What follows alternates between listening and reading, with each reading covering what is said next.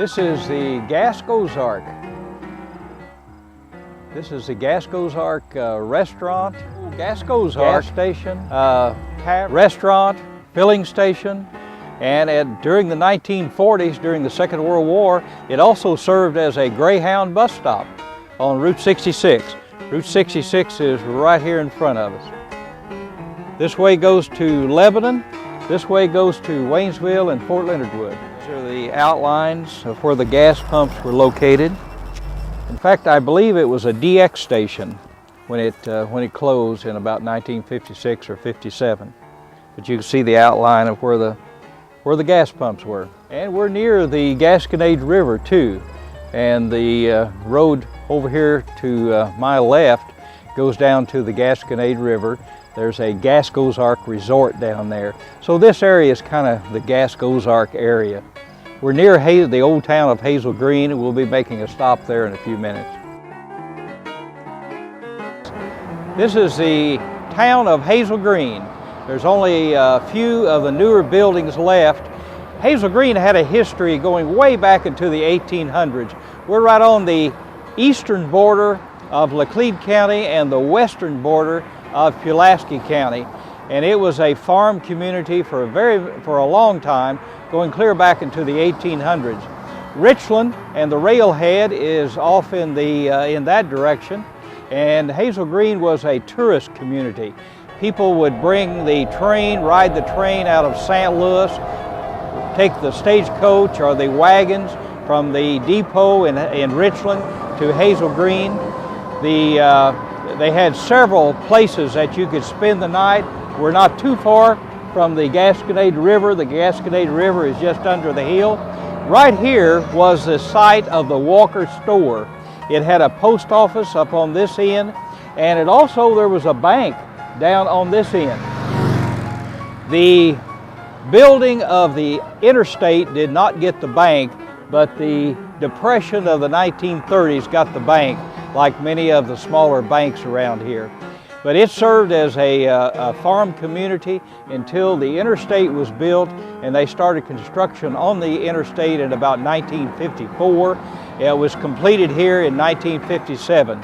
I can remember as a child, small child, how upset I was when one day there is a viable town, a working town with a post office, stores, and all of the amenities of a town, and the next day you come through and there's absolutely nothing.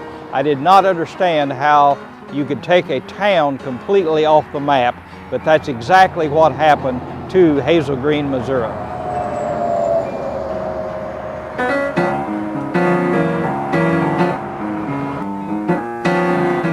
This is our third stop. We're at the bridge over the Gasconade River. This is the Gasconade River. This bridge was, the construction started in 1926 and it ended at about 1928. It was one of the first bridges on the new Route 66. Back when this transportation route was the wire road, there was a ford right here, and they forded their wagons across. And then when it became Highway 14, they had a ferry that went across. But in 1926, with the construction of Route 66, they built this bridge, and it has been here ever since. The maintenance is getting very high on it, and reconstruction would just almost be prohibitive. This particular area, on to our west just a little bit, is the old Eden's Resort, which was a very popular resort up until the 1970s. And they had float trips on the river, on the Gasconade. And during World War II, right up here, there was the Riverside Tavern, which catered to soldiers from Fort Leonard Wood, and was a very popular part of this part of the world. We're probably about 10 miles from Lebanon right now, and this is probably one of the most beautiful spots, in my opinion, on the Gasconade and along Route 66. Of course, the wire road was the road that was built during the Civil War. And it's kind of interesting when you study the history of Route 66. you keep going back. You know, the wire road was the old Butterfield stagecoach, so the Butterfield stagecoach probably forded the river right here someplace. And back before the Butterfield stagecoach, of course, this was an Indian trail. And before the Indians made this route popular, it was probably an old buffalo trail that the buffaloes actually used to go from one part of the country to another. If you look at this area on a map, you'll see that there's a ridge running from basically Marshfield to Rolla. There is a ridge, and it was a very comfortable place to have to travel. And I think that's the reason that the Indians used it, certainly the reason that the Butterfield stagecoach used it. This stop is not on the Windshield tour, but I thought it very interesting. There's quite a story here. This was Ginos. It was a two-story building. It was a restaurant, a motel, a gas station, a truck stop, and a very, very popular spot during the heyday of Route 66. And we're standing right in the middle of the old, what was the old building. It was made out of rock, much like the old Cozart building, native rock, and a very, very popular spot. After the interstate went in, you can see the interstate over here. Of course, Route 66 is out here. After the interstate went in, it deteriorated. It turned into a tavern, frequented by a lot of the locals. They had pizza, cold beer, and I understand that when they closed it and tore it down, that a lot of the locals actually, you know, were very depressed and had to find other places to go. We are now at our fourth stop along Old Route 66. This is the ghost of Riley Snack Bar. The gas pumps were right here. Here's the driveway, a single driveway going east and west, and Riley Snack Bar was right in here. This was a very, very popular oasis along the route. It actually was in operation to way up in the 1960s because the Route 66 was used as the eastbound lane of I-44 before they built the eastbound lane about a half a mile in that direction. So this strip of Route 66 was actually used as a lane, the eastbound lane of I-44. So there was road traffic along this route, and Riley Snack Bar stayed in operation. The old building actually burned several years ago, and if you let your imagination just kind of take hold and you think for a second about it, you can almost picture an old DeSoto or an old Dodge or an old Oldsmobile pulling in here, getting gas, probably for 19 cents a gallon. You can see the children getting out, going into the snack bar, getting a cold Coca-Cola or a Pepsi, and the family getting back in and heading on towards St. Louis, which is on the east side of our county here in Laclede County.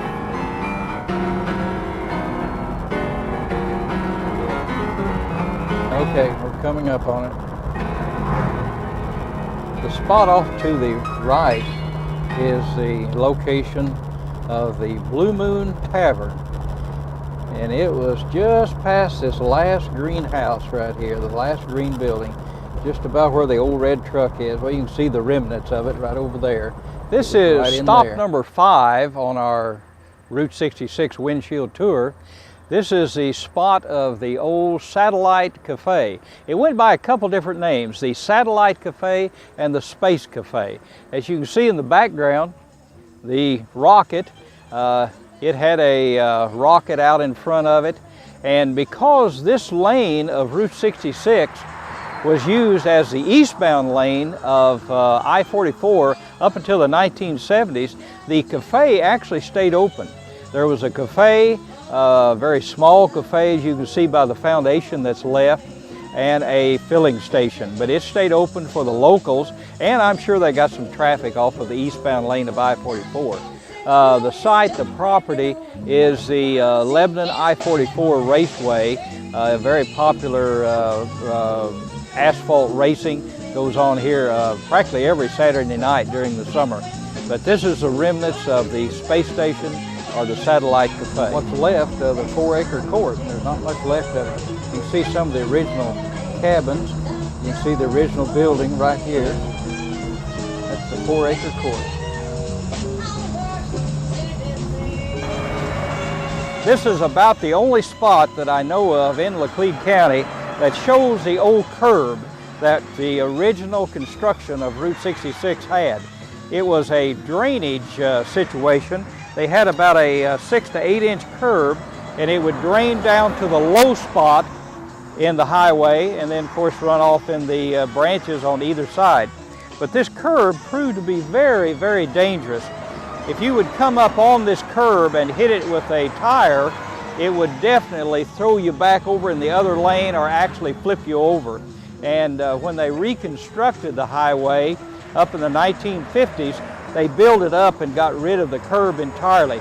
But this is a good example of the old curb that we find on Route 66. And it went down a little deeper than this.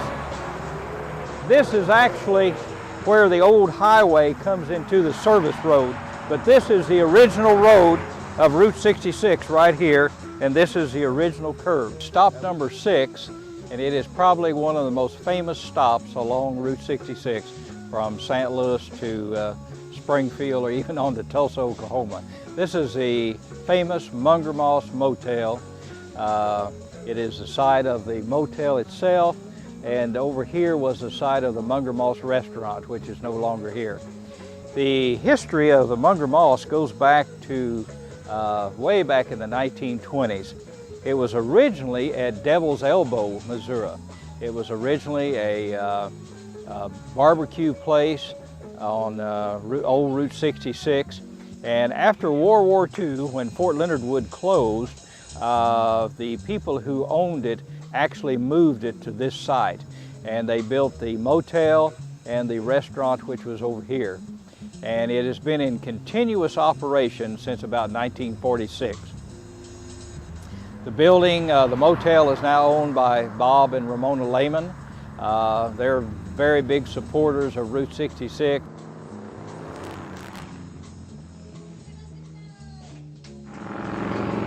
Each one of the rooms has a different decor in it, and it's almost a history trip. It's a trip back in time to go through each one of the rooms. And if you get a chance, I would recommend you spend the night with Bob and Ramona. This is Rinks Market, and we're now inside the city of Lebanon. This is Rinks Market. Rinks Market was a general grocery store started by Mr. Wrinkle in 1952. He originally wanted this building to be a 2-story building, but he's told me the story many times that he only had money to build 1 floor, so he built the 1 floor, and it was an icon on Route 66 for many, many years. Mr. Wrinkle died just a few years ago, and it's been taken over by another business, but it's probably one of the second most famous spots on Route 66 next to the Munger Moss Motel. He had basically a general store here. It was patronized by not only the locals, but people stopping on Route 66. Mr. Wrinkle told me the story several times that Clint Eastwood was traveling from Hollywood to New York, and he and his wife had a baby, and they stopped here and got disposable diapers for their baby. I don't know how true that is. We're now in the downtown Lebanon, Missouri, right across from the Kenneth E. Cowan Civic Center. This is the site of Camp Joy. Camp Joy was originally a tent camp. You could come in and put up your tent for overnight, and a lot of people travel with tents, and they would put them up at night either alongside the road or in a camp like this that had water and some protection. The story goes that it was 50 cents per night to camp here. Several years ago, before Bob Hope's death, he told the story on national TV, and I think he kind of regretted doing it. But he camped here in Camp Joy. He was traveling across the country, and he camped here in Camp Joy before he was popular as Bob Hope. He did not have 50 cents for his camping fee, and the next morning before the Spears family got up and went around and collected the 50 cents from all the campers, Bob Hope got up and slipped out of town under the darkness of the early morning, and he said he regretted not going back and paying the Spears family their 50 cents for letting him camp at Camp Joy.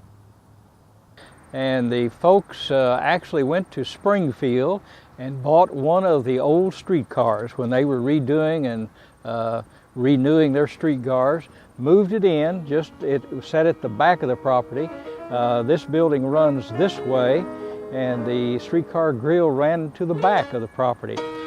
And it was actually a streetcar they turned into a cafe. The story goes that their specialty was fried rabbit. They had people around Lebanon raising tame rabbits, and that was their specialty. That was their specialty of the day, fried rabbit. They bought them from people here in town that raised them. Bob Brown tells a story that his family raised rabbits for them. This is the Carter Lawson gas station that was built back during the heyday of Route 66. Carter and Lawson built a couple stations.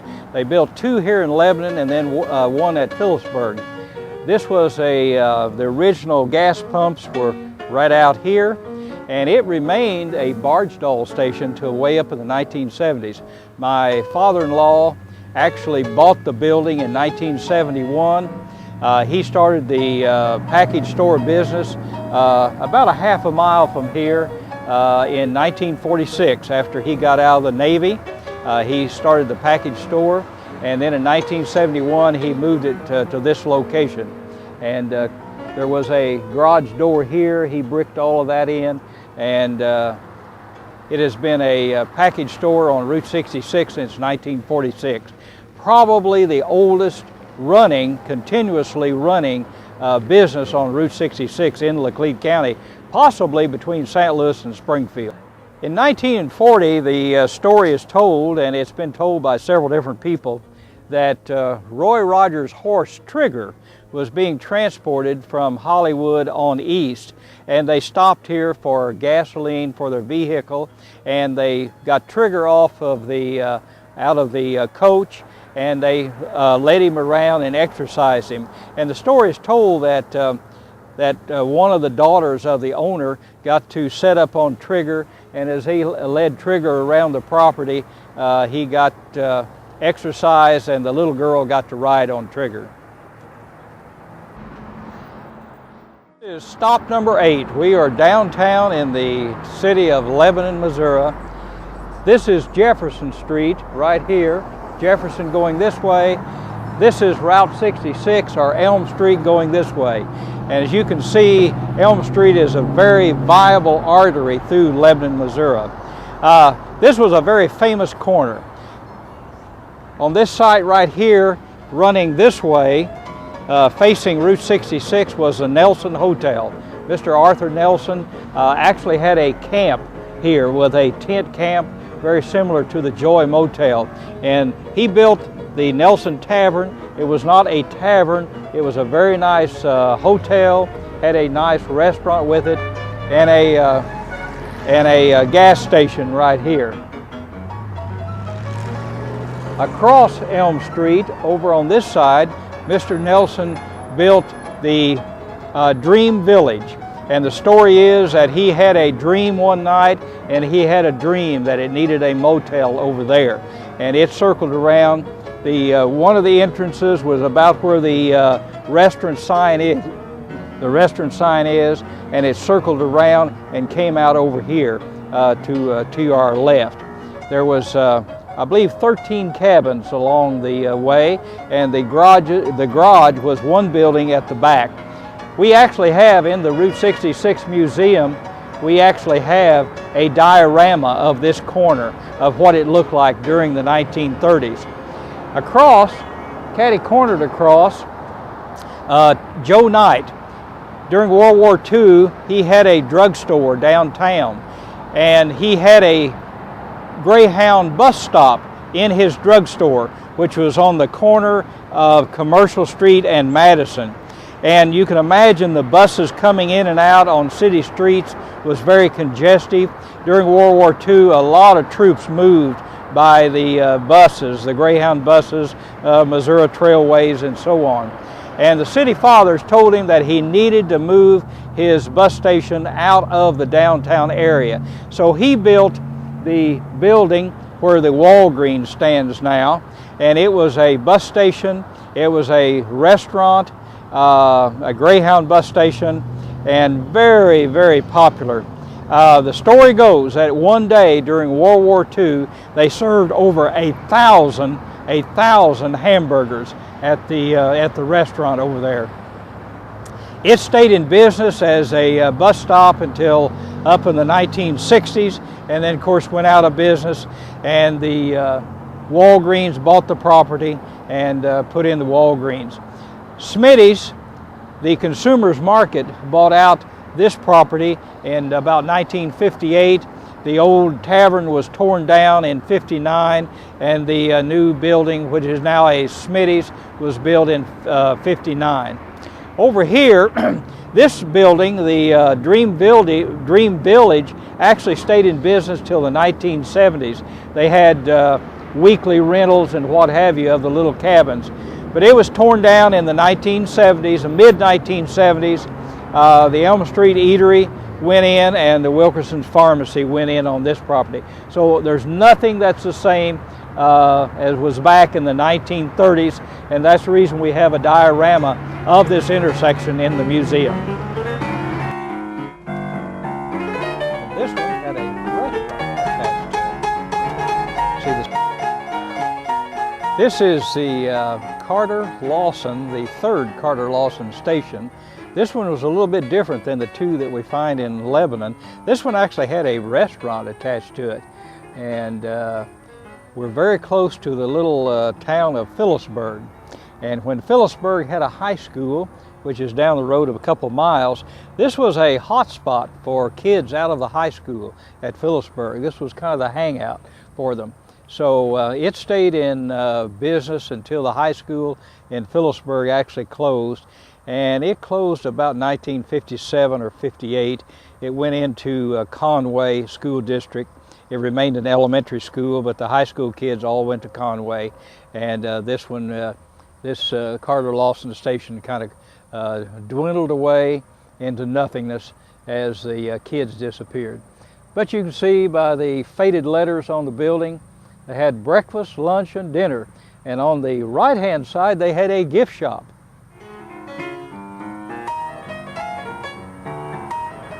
This is the remnants of the high school at Phillipsburg. Phillipsburg had a high school until about 1958 or 59.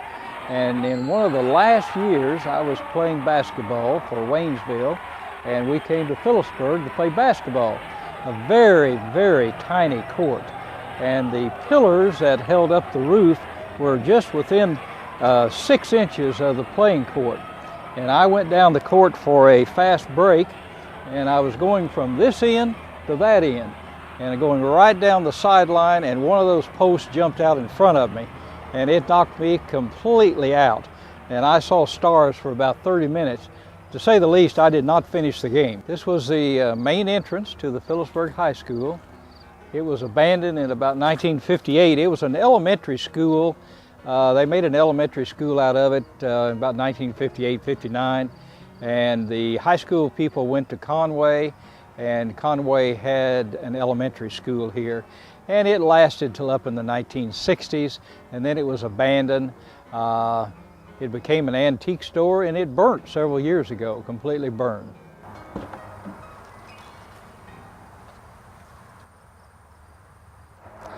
This is stop number 10 on our Windshield tour.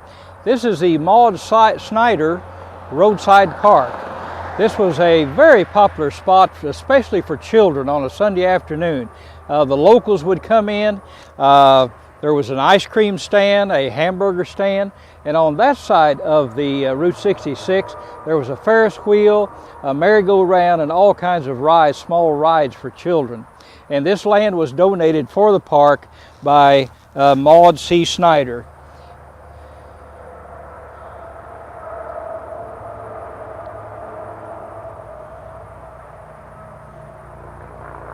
The last stop on our trip across the Laclede County, and we're in Conway. And we're getting real close to the edge of the Laclede County line. This is the last stop we'll be talking about. The post office now sits on the original site of the old Harris Cafe. The Harris Cafe grew up right at the very beginning of construction on Route 66. The family that owned the building and had the restaurant got a good buy on little round tins, and they started making little individual pies, and the business grew and grew and grew. Of course, 66 is running through here. This was a bus stop, and they started sending pies all over the world, basically every place that you know, you could get a pie into, and they sold as many as 200 pies a day, putting them on the buses and sending them to the west and to the east.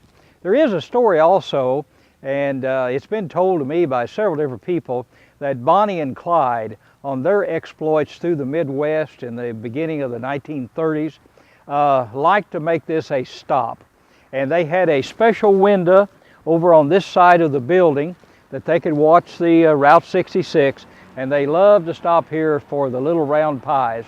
And they made this a frequent stop on their exploits across the Midwest. The story goes that the sheriff never bothered them, kind of like in Laclede County. They were left alone. Of course, I was born and raised at Waynesville, right on Route 66, and my dad went to Springfield quite often, and he could not pass this place either going to Springfield or going back to Waynesville without stopping for gooseberry pie. He was he loved gooseberry pie, and this is one of the few places that had good gooseberry pie, and he would even take them home with him until he could make the next trip going to Springfield and stop at the Harris Cafe for a little round gooseberry pie. This brings us to the end of our Route 66 trip across Laclede County. It's certainly not the end of the story of Route 66, and I've been asked many times, why is Route 66 so popular? Why is it still viable in our world in the 21st century? I really can't answer that, because I think each individual has to answer that for themselves. Route 66 means something to each and every person. It means something different to each and every person. So everyone has to answer that to themselves. In closing, and before I say goodbye to everyone, I'd like to read just a passage from the book, Windshield Tour. As with any trip on Route 66, there should be places that remain unexplored and untested for another day and another trip along the road of memory.